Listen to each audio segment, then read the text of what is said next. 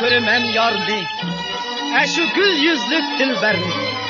Belki bu hazırlı boludu peyda, onun ışkıda könlüm hüveyda.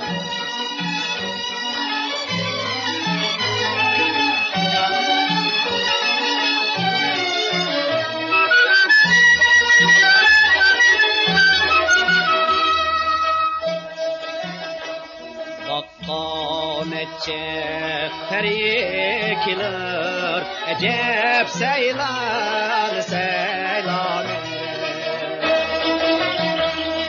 aşıkların könlün alır kiler seylan seylan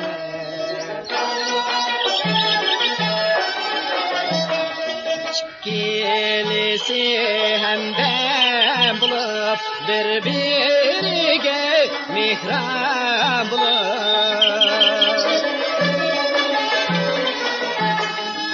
Ya bakıp kolin salip kiler seylan seylan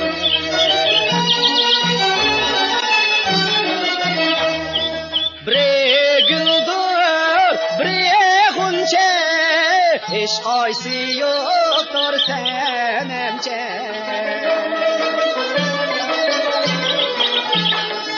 Tamaşağa kilir barçe Acep seylan seylan